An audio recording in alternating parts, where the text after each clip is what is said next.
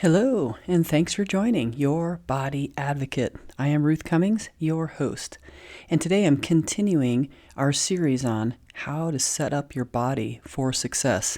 And today I want to talk about your knees. The knees have to do with the earth triad, which means they are part of grounding in our body. It's one of my favorite triads to work on, so I'm going to go all into knees today, also in honor of our monthly newsletter, which is going over knees this month. Thank you so much for being here. Let's take a deep breath to relax. Ready?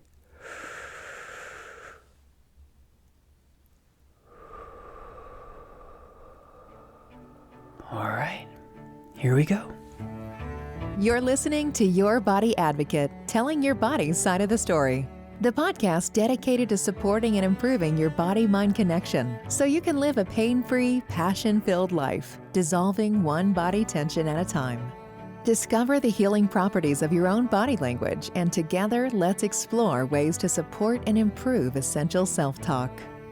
Now, here's your host, Master of Encouragement and Body-Mind Life Coach, Ruth Cummings.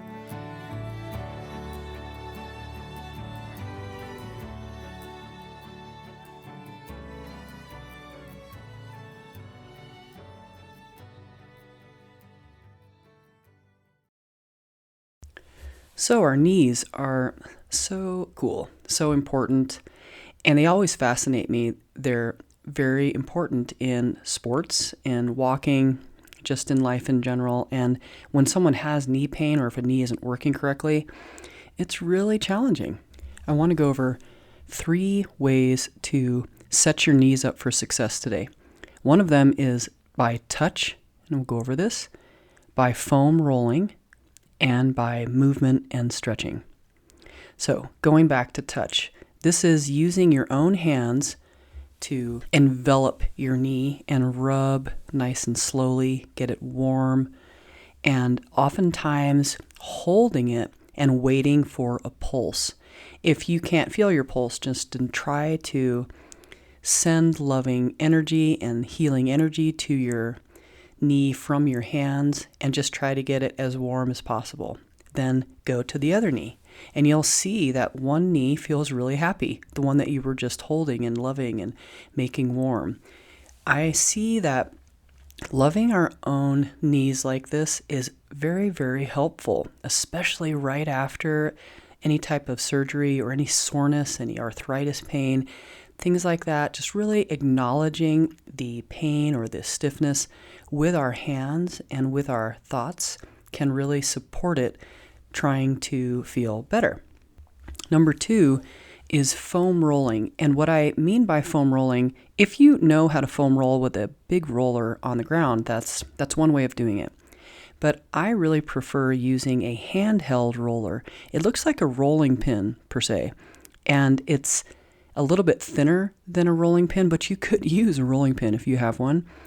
The ones that I have rubber around them. Some of them are soft rubber, some of them are a little bit harder, and so they're just a little bit different than using a rolling pin, either a wooden rolling pin or a metal rolling pin. And these rollers tend to have the handles closer together or further apart. The further apart the handle is, you can put more leverage, more pressure, but it's awkward. Like if you were in a car, for example, it's going to hit the side of the car, or from experience, you will, in an airplane, for example, hit your passenger next to you. So there are smaller rollers that have the handles closer together. They're way easier to travel with, and they're a little bit easier to manipulate. So just because the roller is really long or really wide doesn't always make it easier to use. So you might want to try both. These are not very expensive tools, and they're really good. Those runners out there, or there's people who have any type of knee pain or knee tension, then this roller can really help. And what you want to do is gently, always use foam rolling gently. I have seen too many people over foam roll or roll too hard, and I'm then fixing this bruised tissue and sometimes even torn muscles. So be very mindful of the pressure you're using. You don't need to use much pressure. Especially with women, the inside of the knee won't take very much pressure at all to be very, very tender. So use your stick to foam roll gently on the top, going from the thigh into the kneecap, going from the side into the side of the knee from the thigh, and then coming up from the calf into the bend of the knee. And this is all while you're sitting down. So you can also roll on the inside of that calf towards the middle of the knee, and then on the inside of your thigh going towards the knee. Every single angle you can go from the thigh or the calf towards the knee, those are excellent, excellent angles to foam roll with your roller. If you have back pain, you can do this while you're laying in bed. So you lay on your back and you pull your knee towards your chest, and then you can foam roll from there with your handheld foam roller. This is another reason I like the foam roller that's handheld like this, because you don't need to use your body weight in order to get any pressure onto the roller. And the third tip to keep your knees set up for success is to do good movement with them every day.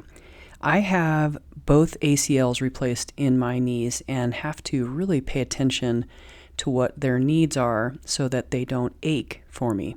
So not only do I rub them with my hands, in the morning I try to bring my knees to my chest. Not only does this help your lower back, can also help your knees, but also any type of plantar fasciitis that you might have, and also to point and flex your toes. So bring your toes to your nose and then point your toes to the ground, and then bring your toes to your nose, and do that over and over a couple times before you put any weight on your ankles or your knees in the morning. Then to stretch all the muscles that go into the knee. So there's all the knee muscles that go from the thigh towards the knee, and then from the calf or the ankle up towards the knee.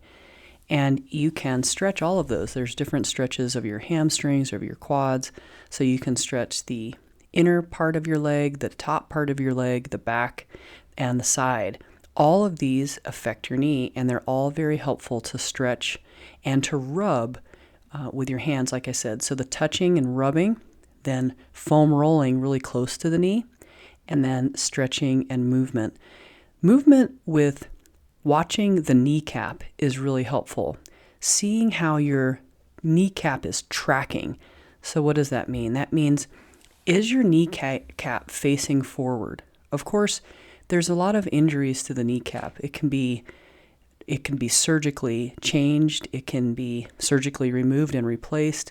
There's a lot of ways that kneecaps can be manipulated by Western medicine and by injury. But most of us have not had injuries to our kneecaps. And so the kneecap should track directly in front of your knee, right over your ankle, and should be facing forward when you're walking, and forward when you sit down, forward when we do squats, and forward like if you sit down in a chair. Watch where your knees are facing. Are they facing out? Are they facing in? Is one facing in and one facing out? What is your relationship between your ankle and your knee? Is your knee facing forward but your ankle is facing out? Like, what's the relationship all the way down? Your ankle, your knee, shown by your kneecap usually, and then also your hip. Is it in line? That's one way to try to do your movement in line. Have your kneecap track forward, nice in a nice circle, going forward, down, back, up again in the same circle. So it shouldn't be doing in figure 8 or figure 6 or other figures that aren't quite in line. So these are the 3 things that you could do physically for our knees, right? So number 1, again, is touch, rubbing it, keeping it warm, putting your hands enveloping your knees and keeping them just solid with your hand pressure. Try to feel your pulse and keep them warm. The next is to use a foam roller stick and to foam roll towards your knee from all directions. And lastly is to watch your movement and your stretches. Really try to move your knees every day. Try to track your kneecap moving forward and to pull your toes to your nose to help any type of plantar fasciitis or any pain behind your knees. And just stretch all the leg muscles, the ones up top, like your quads, the inner side, your adductors. Those are like the muscles that go into your groin, the ones on the outside, your glute muscles, and your calves. All of those are very important for knee health. Next, I want to talk about problem solving and how the knees are involved with the earth triad.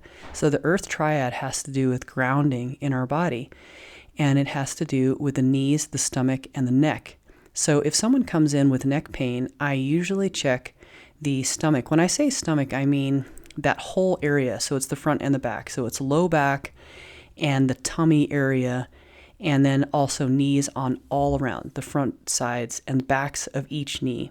The left knee, I find, has a connection with our relationship with the higher power, and I can follow that type of diagnostic tool. If it's blocked, I follow it down into the left big toe and also across to the left hip and then across to the right shoulder. So it's fascinating to have all these diagnostic tools to play with. You can see if someone's having chronic knee pain, we can look at different parts of the specific knee pain to see if we can find the culprit of the problem. Is the knee only a barometer of pain, or is the pain coming from the knee? Even with torn ACLs or knees that needed to be replaced, we can usually track how that started in the first place. Was there some muscle imbalances, or does the pain travel from the knee up the leg, from the knee down the leg? Is it behind the leg in the hamstring or the calf? Is it in the front of the leg in the tibialis anterior, like that muscle right by the shin where you get shin splints? Or is it up in the quad? These all give us hints of where to look next. We want to know, where is the pain starting? If we were going to create a flow chart of pain, where is the top of that flow chart? Is it in the knee? Usually, I would say no. And there are many things that you can do to fix all the muscles and the tendons and the ligaments around the knee to make it feel more confident, make it feel trusting of your body and trusting of movement, and finally feeling like it can move again after surgery. For example, after I had had my second ACL replaced, it was probably 2 years later, I was in the gym with my best friend, Betsy Patterson, and we had been working out for years. And we were trying to just jump onto a block, a pretty standard thing to do in the gym. We're in pretty good shape. It wasn't a problem. And I burst into tears, truly from nowhere, just about to do this activity. I'm just going to jump from about 12 inches up, right? It's not a huge block that I'm jumping onto, but my body and my mind just panicked. And I literally started bawling. And it was because my knee had never gotten trust again for this type of movement and did not feel like it was going to survive that movement. It was completely illogical and really had stopped me, I realized, from doing other activities months and months prior to that. But going through the jumping onto this block and surviving, right, no problem, and then getting down and doing it over and over and over again so that I could create the trust between my body and that type of movement was a huge game changer for the way I moved my body and what activities and sports I felt like I could play then. Truly, Betsy was panicked, and we were working with a personal trainer who was also like, "What is wrong with you?" But the first time I jumped up, I held Betsy's hand and I just jumped. And one time I did it with just my left leg. So I just dangled my right leg and jumped just with my left leg up. And it was just interesting the steps it took for my knee to feel comfortable. It was almost as if it was a separate entity, like it had its own thought processes and it was going to do its own thing no matter what I was trying to push it through. I think one of the reasons that that happens is, especially with athletes, is that we push our body through pain more than we should. And after my first ACL replacement, I had pushed it too hard. Also, there was a physical therapist I was working with who had pushed me too hard, and that was frustrating. It was a young personal training assistant who didn't know me very well and forced me to straighten my leg before it was ready. And my body never got over that. I'm not sure if it's over it now. So there's this level of trust that goes away, not only for physical therapists or for physical therapy assistants. I get very nervous when I'm around them. My body starts to sweat. And it's the physical therapy assistants that I've had to get used to, that I can trust them, that it's okay again. But it's interesting, once you get hurt by one type of therapist, even if it's a massage therapist, a chiropractor, whoever it is, sometimes it takes time to re-trust that group of or genre of therapist or person to help you. So it took some time for my knee to trust me, to trust the personal trainer I was working with, to trust my workout partner who we always pushed ourselves really hard. So with injuries in general, just to give your body some time to trust what's about to happen instead of forcing it through it, that's my lesson. And I think that a lot of us can learn that lesson and do it a little bit better and be more gentle to our body. But just to know that the knees have to do with grounding. And sometimes if your stomach is hurting, you can rub your knees and help your stomach. Sometimes if your neck is hurting, you can rub your knees and help your neck. And vice versa, if your knee just won't give up, if it's really chronic and it just won't stop hurting, look at some other things around. Be a detective in your own body. Try to problem solve by what muscles is it specifically? What is it? What line am I feeling? Is it behind my knee, in front of the knee? Is it in the patellar tendon, which is that really thick tendon that goes down from your kneecap to the shin bone? If it's in there, then I would suggest that you do some rolling on your quad, so that top muscle of the thigh. That might help that pain in the front of the knee there. If it's on the side of the knee, either way, if it's on the outside of the knee or the inside of the knee, you can also rub the outside of your thigh with your foam roller, or you could do the inside. Sometimes it affects the same side, and sometimes it affects across. So it'll go, if the inner muscles, if they're tight, they might affect the outside of your knee. So you just have to play with it and get to know your own body and let it trust you and let you trust what the knee is trying to tell you. And I think that it has a lot of wisdom and it can tell you what it needs. And just another problem-solving little tidbit, if your knee has chronic pain and you can't figure out what's happening, another thing to think about is how it is affected by your opposite arm. So when you're walking, your right leg is going to swing while you're swinging your left arm, and vice versa. So that left elbow is the direct referral to the right knee. So check on your elbow and see if you can find anything. Then the left shoulder has to do with the right hip, and those can affect one another. So that right shoulder can affect the left shoulder can affect the right knee because it's affecting the right hip. And so look at those cross patterns, the cross pattern from one shoulder to the opposite hip and knee, from the right shoulder to the left hip and knee, from the left shoulder to the right hip and knee, and see if you can find some type of correlation or pattern that when your left shoulder's hurting, does your right hip or right knee hurt? And it will go all the way down to the ankle and the foot. So that awareness of how your body is moving along with how it might be affecting other parts of your body is huge to get really good at, to really master your awareness of your body movement and how it feels as it's moving. So set your knees up for success. You can rub them, keep them warm, foam roll them, move and stretch them, do some problem solving, try to figure out why they might be hurting. What's the top of your flow chart? Is it a barometer of pain somewhere else? Is it being affected by an ankle, a hip, something else around your body, and it's just responding to that? And how can you just really love your knees specifically, pay attention to them, acknowledge them, give them a lot of love and support, and see if you can have healthy knees for your entire life. Thanks so much for joining me today for this series on how to set up your body for success, and today talking about your knees.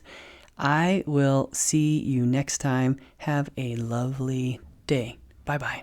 Thank you for listening to Your Body Advocate with Ruth Cummings. We're so glad you've joined us today and truly believe you can live a pain-free, passion-filled life. To connect with Ruth, work with Ruth, or to grab your free ebook, go to ruthcummings.com. We'd love to hear from you. Don't forget to rate, review, and subscribe so you don't miss our next episode. Until next time, friends, be open, include the unincluded, think outside the box, and spread love and kindness one smile at a time.